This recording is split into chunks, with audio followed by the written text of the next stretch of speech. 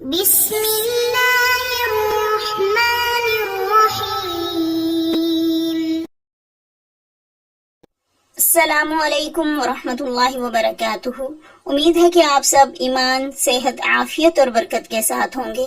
آج ہم سبق نمبر 28 تعریف اور تنکیر کے بیان میں معرفہ کی قسم اسم موصول کو پڑھیں گے۔ سب سے پہلے عبارت اور ترجمہ پڑھیں گے، اس کے بعد انشاءاللہ تفصیل پڑھیں گے۔ وَأَمَّا الْمَوْصُولُ فَيُؤْتَى بِهِ إِذَا تَعَيَّنَ طَرِيقٌ لِإِحْضَارِ مَعْنَاهُ كَقَوْلِكَ الَّذِي كَانَ مَعَنَا أَمْسِ مُسَافِرٌ إِذَا لَمْ تَكُنْ تَعْرِفُ اسْمَهُ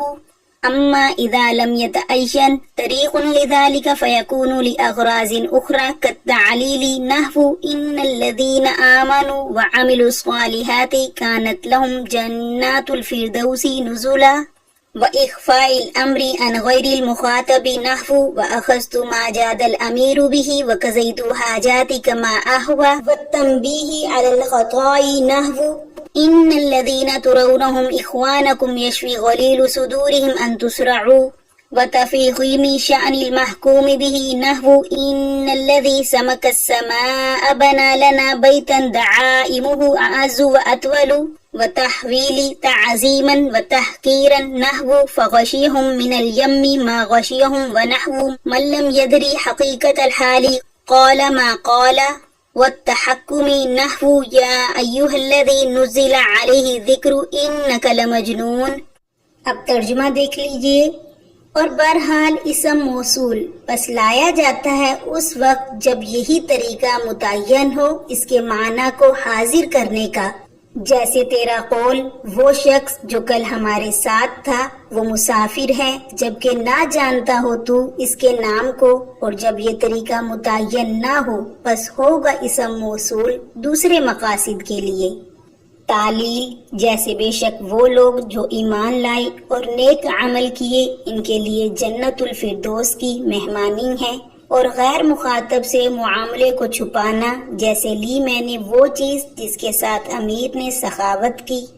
اور پورا کیا میں نے اپنی ضرورتوں کو جیسے میں نے چاہا، اور غلطی پر تنبیہ کرنا جیسے بے شک وہ لوگ جن کو تم اپنا بھائی سمجھتے ہو شفا پا جاتا ہے ان کے سینوں کا کینہ یہ کہ تم کو ہلاک کر دیا جائے،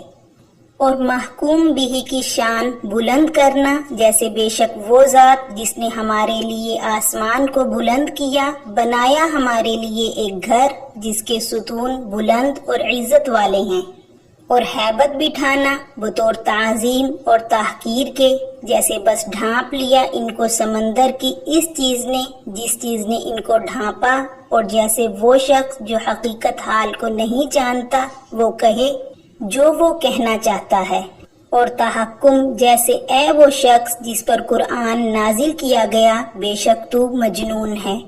اب تفصیل دیکھیے۔ وَأَمَّا الْمَوْصُولُ، تو یہاں سے حضرات مصنفین اسم موصول کی تفصیل بتا رہے ہیں کہ اسم موصول کا استعمال اس وقت کیا جاتا ہے جبکہ سامع کے ذہن میں اس کے معنی کا تصور جمانے کے لیے ایک طریقے کی حیثیت سے متعین ہو جائے، اس کے علاوہ کوئی دوسرا طریقہ ممکن نہ ہو، جیسے مثلا حامد اور راشد کی کسی اجنبی شخص سے ملاقات ہوئی تھی اور راشد کو اس کے بارے میں کچھ بھی معلوم نہیں کہ وہ کون ہے، کس لیے ہم سے ملا ہے، اور حامد راشد کو اس سے متعلق یہ بتلانا چاہتا ہے کہ وہ مسافر تھا۔ حال یہ ہے کہ حامد کو بھی اس کے نام اور سکونت کا پتہ نہیں ہے کہ وہ کہاں رہتا ہے، تو ایسے موقع پر حامد یوں کہے گا الذی کان معنا امس مسافر، کہ جو شخص کل ہمارے ساتھ تھا وہ مسافر ہے۔ اب اس مثال میں حامد چونکہ اس اجنبی شخص کے نام وغیرہ سے ناواقف تھا، اس لیے اس کے سامنے تعارف کے لیے صرف یہی ایک طریقہ تھا کہ وہ اسم موصول کو استعمال کرتے ہوئے الذی کان معنا کہے، یہی اسم موصول کی اصلی غرض ہے۔ آگے مصنفین فرماتے ہیں اما اذا لم، کہ اگر اسم موصول اس کے لیے متعین نہ ہو یعنی تعریف کی کوئی اور بھی صورت ہو مگر اس صورت کو ترک کر کے اسم موصول ہی کو استعمال کیا جائے تو اس صورت میں اسم موصول دوسرے مقاصد کے لیے ہوگا، جیسے کالتعلیلی یعنی علت بیان کرنے کے لیے، جیسے ان الذین آمنوا وعملوا الصالحات کانت لہم جنات الفردوس نزلا، بے شک جو لوگ ایمان لائے اور نیک اعمال کیے ان کی مہمان نوازی کے لیے فردوس کے باغات ہیں۔ تو اس آیت مذکورہ میں اسم موصول کا استعمال تعلیل کے لیے کیا گیا ہے، اس طور پر کہ موصول اور صلہ دونوں مل کر مہمان نوازی کے طور پر فردوس کے باغات ملنے کی علت اور وجہ بیان کر رہے ہیں کہ اس مہمان نوازی کی وجہ ایمان اور عمل صالح ہے۔ وَإِخْفَاءِ الْأَمْرِ، کبھی کبھی اسم موصول کا استعمال اس لیے کرتے ہیں کہ مخاطب کے علاوہ دوسرے آدمی بات کو نہ سمجھ سکیں، جیسے کہ وَأَخَذْتُ مَا جَادَ الْأَمِيرُ بِهِ وَقَضَيْتُ حَاجَاتِكَ مَا أَهْوَى، تو لغت میں کہتے ہیں جاد بِشَيْءٍ يَجُودُ جُودًا بمعنی سخاوت کرنا، اور قضا یقضی قضاءً پورا کرنا، اور اسی طرح حویہ یہوی حویًا بمعنی خواہش کرنا، رغبت کرنا، محبت کرنا۔ تو اس شعر میں محل استشہاد جو ہے وہ ما ہے، ما اسم موصول ہے، تو متکلم نے سخاوت گردہ چیز کی مقدار کو بیان نہیں کیا ہے تاکہ مخاطب کے علاوہ دوسرے حضرات اس سے واقف نہ ہوں، اور مخاطب کو تو معلوم ہی تھا کہ امیر اسے کیا چیز عطا کرنے والا تھا، اس لیے مخاطب سمجھ جائے گا کہ جو چیز اسے ملنی تھی مل گئی۔ اور والتنبیہ علی الخطاء، اور کبھی کبھار اسم موصول کا استعمال مخاطب کو اس کی غلطی پر تنبیہ کرنے کے لیے کرتے ہیں، جیسے کہ ان الذین ترونہم اخوانکم یشفی غلیل صدورہم ان تسرعوا، تو یہاں پر شفا یشفی شفاعا بمعنی شفا دینا، غلیل سخت پیاس، صرع یسرع صرعا بمعنی پچھاڑنا۔ تو اس شعر میں اسم موصول کا استعمال مخاطب کو اس کی غلطی پر متنبہ کرنے کے لیے کیا گیا ہے،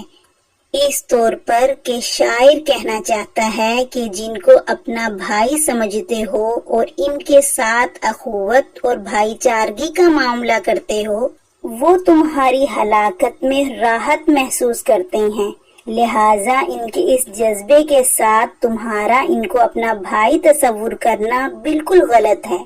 اور تم اس خیال میں غلطی پر ہو۔ آگے فرمایا وَتَفِيخِ مِنْ شَأْنِ الْمَحْكُومِ بِهِ، یعنی کبھی کبھار اسم موصول کو لانے کا مقصد محکوم بہ کی عظمت شان کو بتلانا ہوتا ہے، جیسے کہ ان الذی سمک السماء بنا لنا بیتا دعائمہ اعز واطول، تو لغت میں کہتے ہیں سمکا یسمکو سمکن بمعنی بلند کرنا، اور بنا بناء بمعنی بنانا، اور دعائم دعامتی بمعنی ستون کھمبا، اور عزا یعز عزا بمعنی قوی ہونا۔ تو اس شعر میں اسم موصول کے ذریعے محکوم بھی یعنی شاعر اپنے گھر بیت اللہ کی عظمت شان کی طرف اشارہ کر رہا ہے،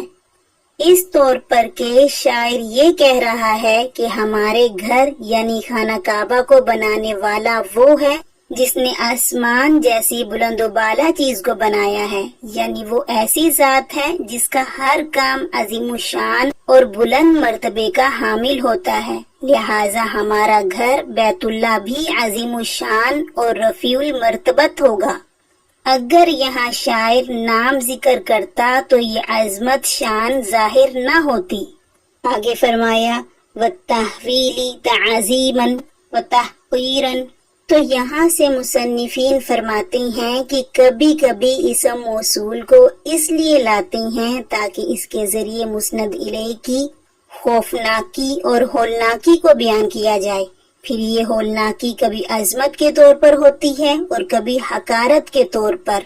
تحویل من جہت التعظیم، جیسے فغشیہم من الیم ما غشیہم، سو ڈھانپ لیا ان کو، یعنی فرعون اور فرعونیوں کو سمندر کی اس چیز نے جس نے ڈھانپ لیا۔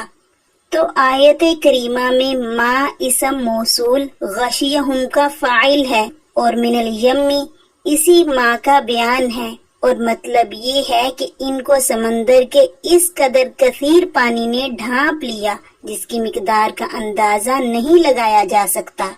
یعنی کہ پانی اس قدر زیادہ تھا جس کی تفصیل اور جس کا احاطہ ممکن نہیں۔ تو گویا یہاں موصول صلہ کے ذریعے غشیہ کے فاعل اور مسند الیہ کو خوفناک یا عظمت بنا کر پیش کیا گیا ہے۔ تحویلی علی سبیل التحقیری، اس کی مثال یہ ہے جیسے ملم یدری حقیقت الحالی قال ما قال، کہ جس شخص کو حقیقت حال کا علم نہیں اس نے وہ بات کہی جو کہی۔ مطلب یہ کہ بیہودہ اور لا یعنی باتیں وہی شخص کہتا ہے جس کو صحیح صورتحال معلوم نہیں ہوتی ہے۔ اس مثال میں ماں سے جو بات مراد لی گئی ہے وہ حقیر اور بے معنی بات ہے۔ والتحکمی، اور کبھی کبھار اسم موصول کا استعمال تحکم اور مذاق کے لیے ہوتا ہے، جیسے یا ایھا الذی نزل علیہ الذکر انک لمجنون، اے وہ شخص جس پر قرآن نازل کیا گیا ہے تم تو مجنون ہو۔ یہاں اسم موصول تحکم کے لیے ہے، اس طور پر کہ یہ جملہ کفار مکہ آپ صلی اللہ علیہ وسلم کی شان میں بطور مذاق کے کہا کرتے تھے کہ نعوذ باللہ، اللہ رب العزت کو رسول بنانے کے لیے آپ کے علاوہ کوئی اور بڑا آدمی نہیں ملا تھا۔ یہاں اگر اسم موصول کی بجائے کچھ اور لاتے، مثلا آپ کا اسم گرامی، تو پھر یہ مقصد حاصل نہ ہوتا۔ معارفہ کی باقی اقسام کو انشاءاللہ ہم اگلے لیکچر میں پڑھیں گے۔ جزاکم اللہ خیرہ۔